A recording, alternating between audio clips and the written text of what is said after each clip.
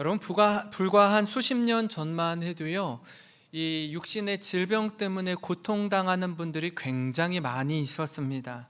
그러나 오늘날은 이 의술의 발달로 다양한 암들을 또 치료할 수 있게 되었고, 기대 수명이요 정말 놀라울 정도로 폭발적으로 이렇게 늘어났습니다. 1920년, 한 지금으로부터 100년 전 대한민국의 기대 수명은 얼마나 될까 하고 제가 인터넷으로 검색을 해보니까 제가 굉장히 깜짝 놀랐습니다. 100년 전 대한민국의 기대 수명이요 32세였어요. 32세. 좀 이해가 안 되잖아요? 이게 어떻게 이럴 수가 있지?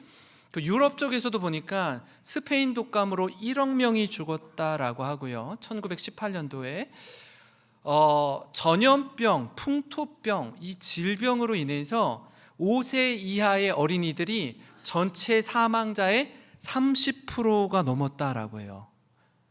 그리고 이제 그 우유가 나왔을 때 당시 냉장고가 없으니까 우유가 상한지 모르고 마시다 보니까 많은 어린아이들이 사망에 이르렀다라고 합니다.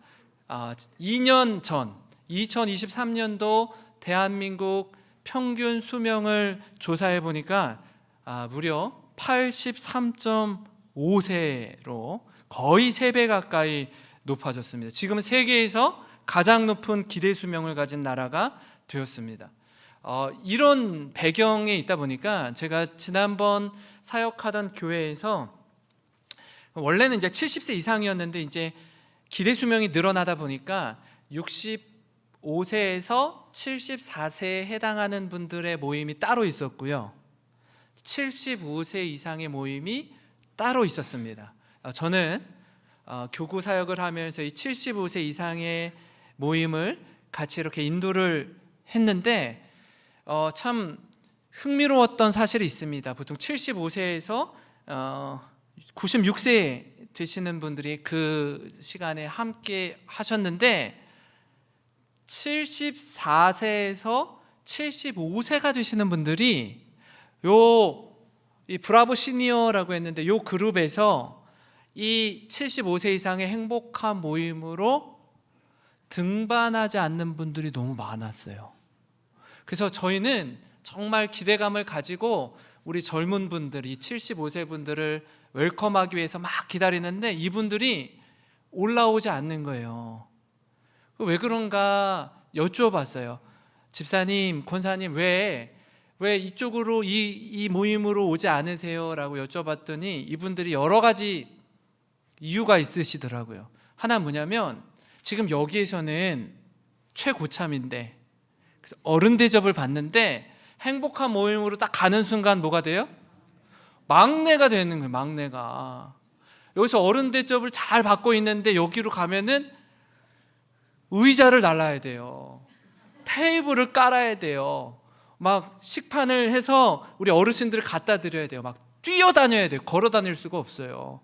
그러니까 자기는 여기에서 좀 대접받고 싶다라는 거예요. 어른 대접받고 싶어서 거기 가기 싫다는 거예요. 75세가 돼도 6세가 돼도 7세가 돼도 8세가 돼도 올라오지를 않으시더라고요. 또 하나 이런 말씀을 하시는 거예요. 거기 가서 다락방 모임에 참석을 하면은 어른들이 했던 말 또 하고 했던 말 또 하고 했던 말 또 하는데 그것도 이제 한두 번이지 너무너무 힘들다는 거예요. 누가 말씀하시면 75세 막내분이 말씀하시는 거예요. 이제 제가 곰곰이 생각해봐요. 아니 이분도 연세가 있으신데 왜 그럴까? 이게요, 보세요. 과거에 옛날에는요 75세랑 95세랑 같이 있으면 95세는 아버지고 75세는 아들뻘인 거예요. 어머니와 딸이 같이 함께 하니까 세대 차이가 나서 가기가 싫다라고 이렇게 말씀하시더라고요.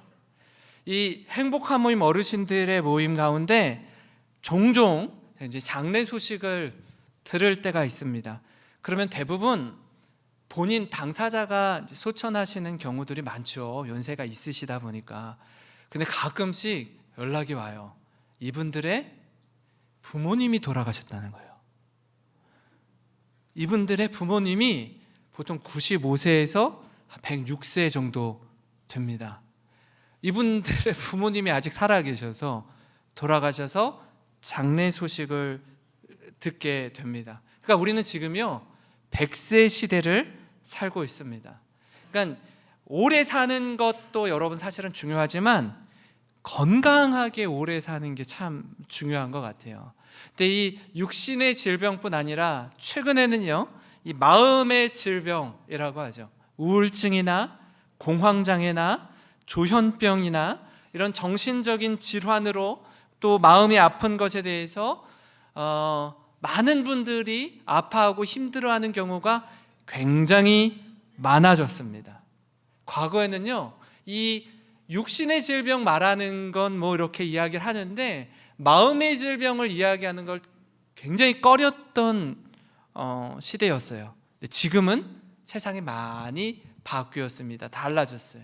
이제는 마음의 질병도 누구에게나 이야기를 해요. 이렇게 아프고 힘듭니다 라고 이야기해요.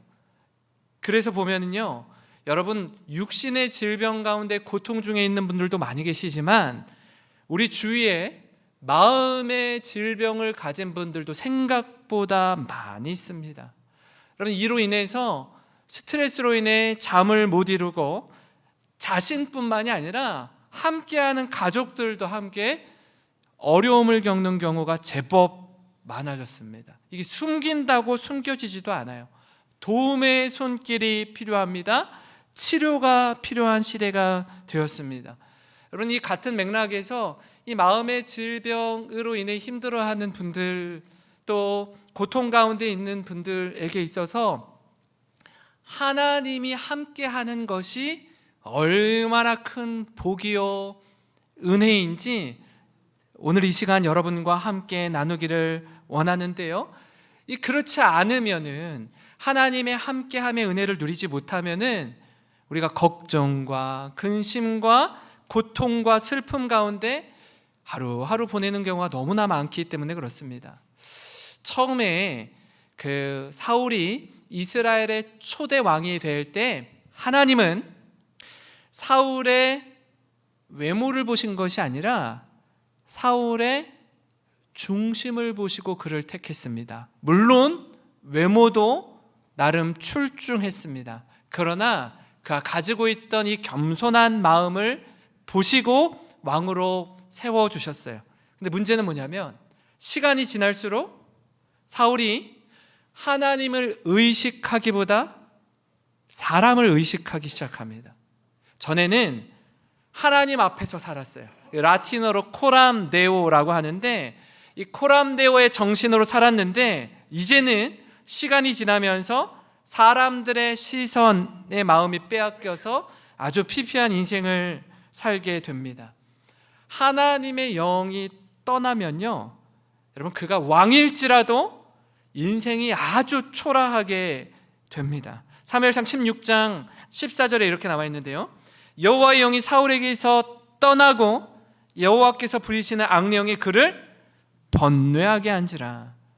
여러분 우리 인생이요 악령에 노출이 되면 번뇌하게 됩니다. 고통 가운데 살게 돼요. 마음의 평안을 빼앗기게 됩니다. 그런 자들이 아주 급하게 찾는 사람이 있어요. 하나님의 영이 떠난 사람이 누구를 그렇게 찾느냐 하면 하나님과 함께하는 사람을 찾아요. 18절인데요 한번 읽어볼까요? 시작. 소년 중 한 사람이 대답하여 이르되 내가 베들레헴 사람 이새의 아들을 본즉 수금을 탈 줄 알고 용기와 무용과 구변이 있는 준수한 자라.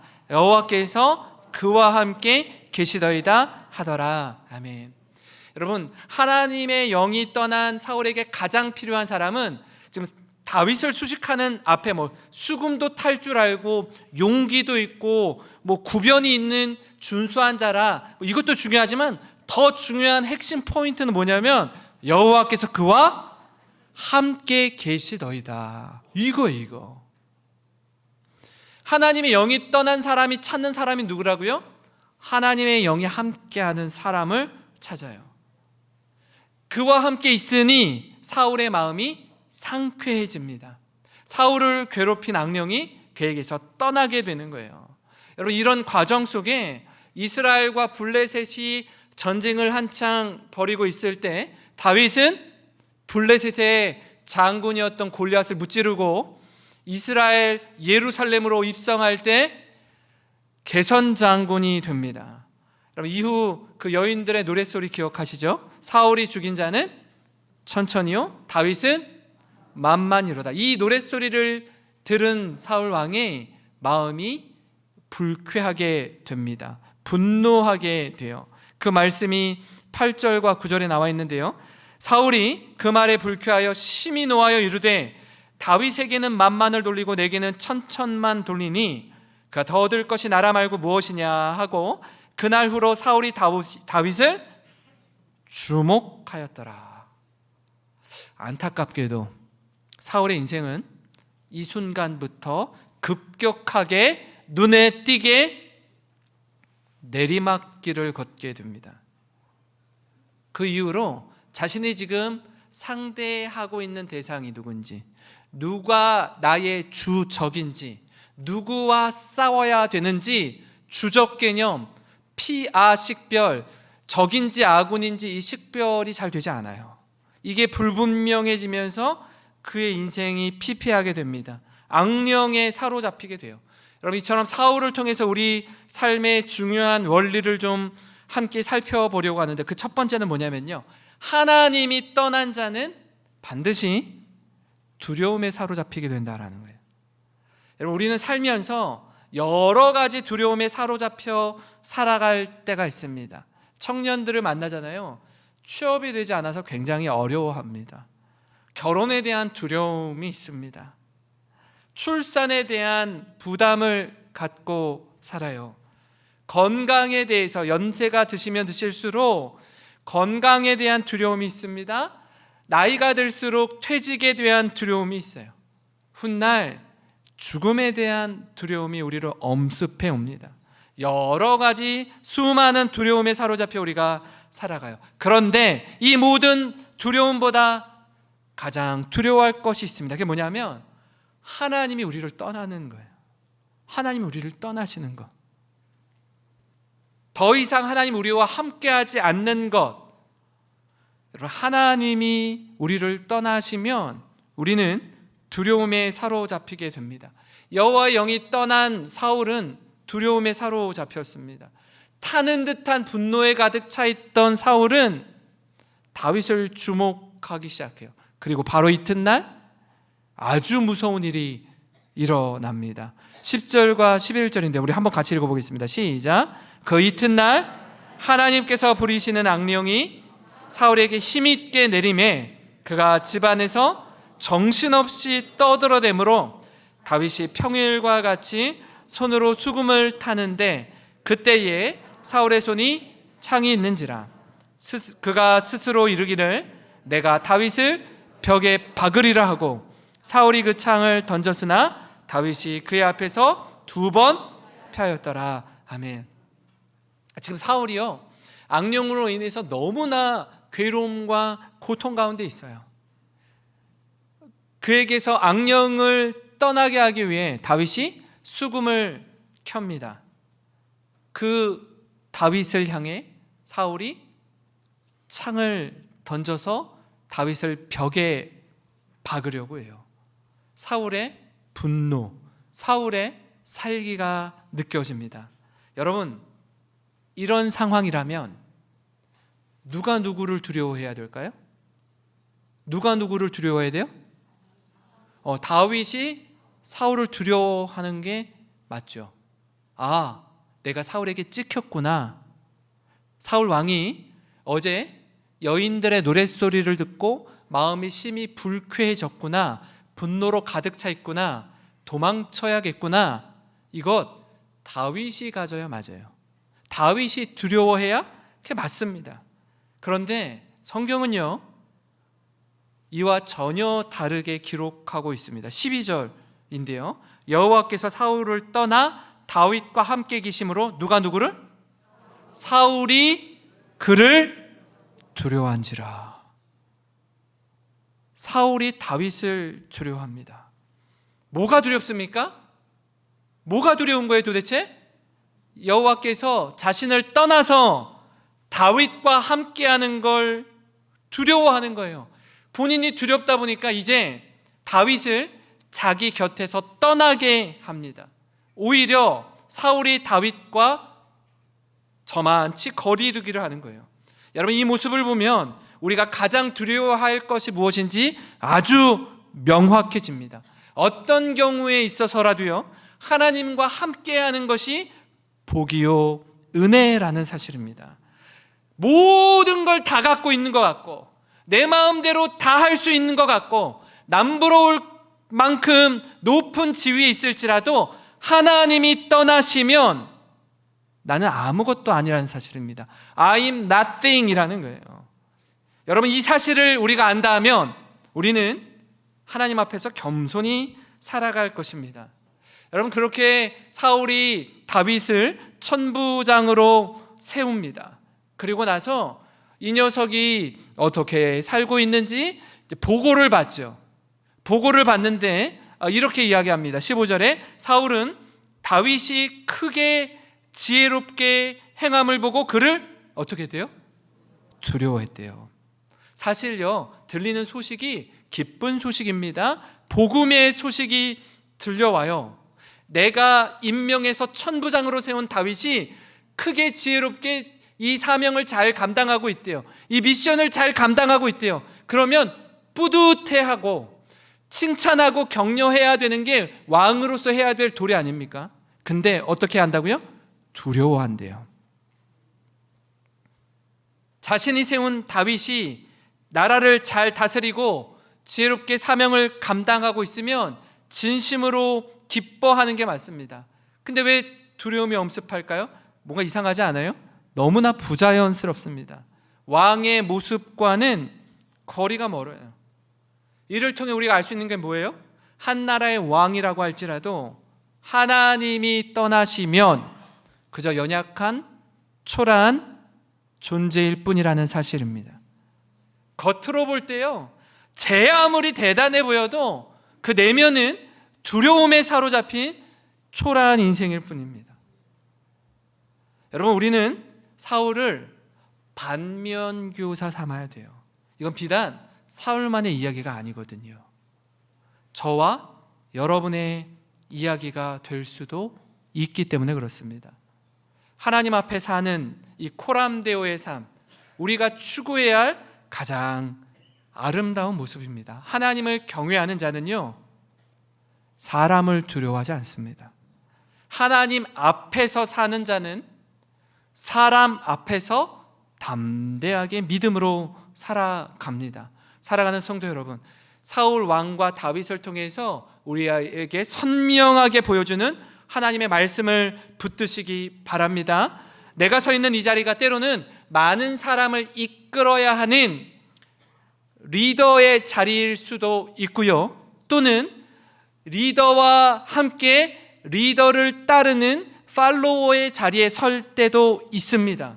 내가 리더로 있는가 팔로워로 있는가보다 더 중요한 건 뭐냐면 여호와께서 나와 함께 하시는가 하는 그 질문이에요. 여러분, 주님과 함께 하나님 말씀과 함께 믿음의 삶을 살아가시는 모든 성도님 되시길 주님의 이름으로 축원합니다. 그런가 하면요, 우리 삶의 중요한 원리 다른 한 가지 뭐냐면 하나님이 함께하는 사람은 사랑과 신뢰 속에 성장한다라는 것입니다. 제가 이 말씀을 준비하면서 다윗의 상황을 한번 처음부터 살펴봤습니다. 그랬더니 다윗이요, 참 외로웠겠더라고요. 다윗의 집에, 이새의 집에 그 사울이 찾아와서 앞으로 두 번째 이스라엘의 왕으로 세워질 사람을 기름 붓기 위해서 오죠. 그때 다윗은 심지어 자신의 가족들로부터, 아버지로부터도 패싱당했습니다. 자신을 부르지 않았어요. 나중에 이스라엘과 블레셋의 전쟁이 한창 중일 때 8명의 아들 중에 5명이 아직 군대 갈 나이가 안 됐고요, 3명이 전쟁에 참가를 하죠. 그 막둥이 다윗이 3명 형들에게 도시락을 싸들고 면회를 갑니다. 아버지가 부탁했거든요, 심부름을. 가서 보니까 큰형이었던 엘리압이 다윗에게 뭐라고 말해요? 얘야, 너무 수고 많았어, 고맙다 우리 막내야, 형들 이렇게 생각해 주느라고 애썼어. 이게 사실 자연스러운 대화일 텐데, 야, 너 전쟁 구경하러 왔어? 들에서 치던 양은 어떻게 하고 왔어? 뭐야? 하고 말하는 이 태도가요, 제 말씀을 보면서 친형 맞나 이거? 어떻게 형이 막내 동생에게 이런 말을 하지? 되게 상처받을 만한 이야기들을 탁탁 날리는 거예요. 게다가 여러분, 골리앗을 무찌르고 난 후 이스라엘의 영웅이 된 다윗을 사울 왕이 주목하죠. 오늘 말씀은 어떻게 해요? 창을 던져서 죽이려고 하는 거예요. 그러니까 다윗은 앞, 뒤, 좌우 사방이 그냥 우겨쌈을 당하고요, 어디로 빼도 박도 못하는 꽉 막힌 그런 상황에 매몰됩니다. 어느 누구도 주위를 둘러봐도 자기 편이 없는 것처럼 느껴져요. 그럼에도 불구하고 놀라운 사실은 뭐냐면, 누군가가 다윗을 생명싸개 속에 보호하고 있음이 느껴진다라는 겁니다. 위기에 처한 것 같은데 도리어 그 위기 속에 빛이 나는 거예요. 위기가 기회가 되어 오히려 사람들의 주목을 받습니다. 12절부터 14절 한번 같이 읽어보겠습니다. 시작. 여호와께서 사울을 떠나 다윗과 함께 계심으로 사울이 그를 두려워한지라.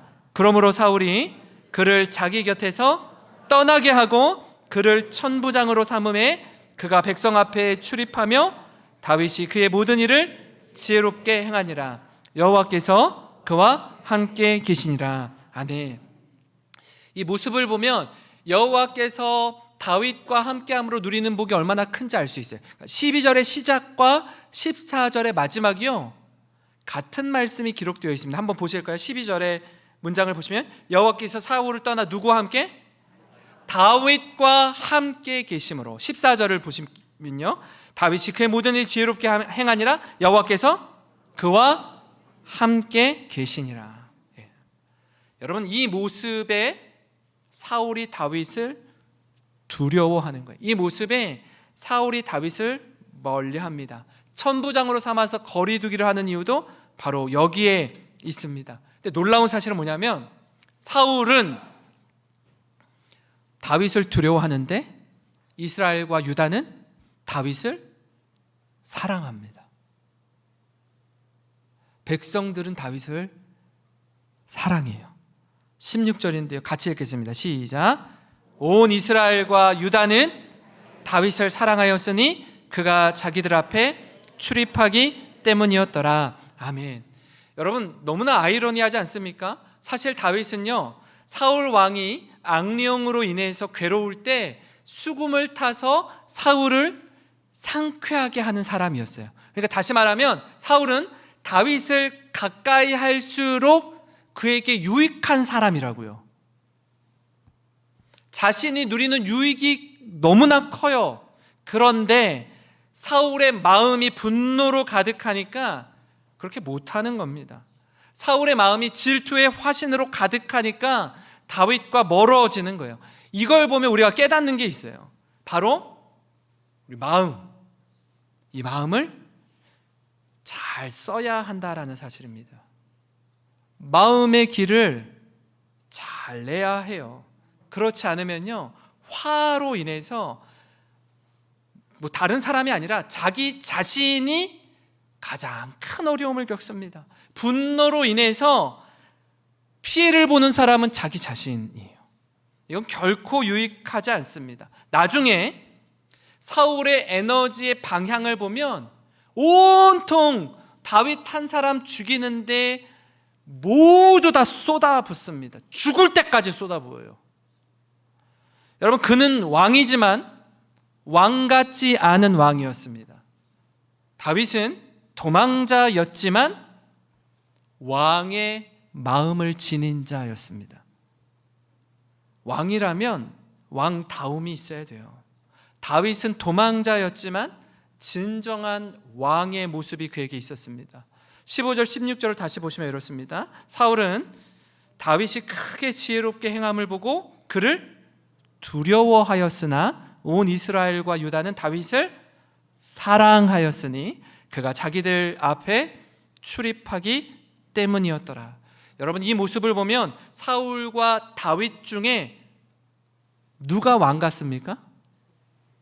누가 왕다움을 지니고 있어요? 네, 다윗입니다. 다윗이에요. 이 말씀을 우리에게 좀 적용해 보면 좋겠습니다. 여러분, 우리는 어떻습니까? 혹 어떤 분은요, 높은 지위에 있고 많은 재물을 가지고 있고 많은 지식을 갖고 계신 분이 있습니다. 마치 사울의 자리에 계신 분이 있어요. 에너지의 방향을 잘못 잡고 엉뚱한 데 힘을 쏟는 사람이 있습니다. 그렇게 하면 할수록 주위에 있는 사람들을 더욱 괴롭힐 뿐이에요. 그렇게 하면 할수록 자기 자신만 더 괴로울 뿐입니다.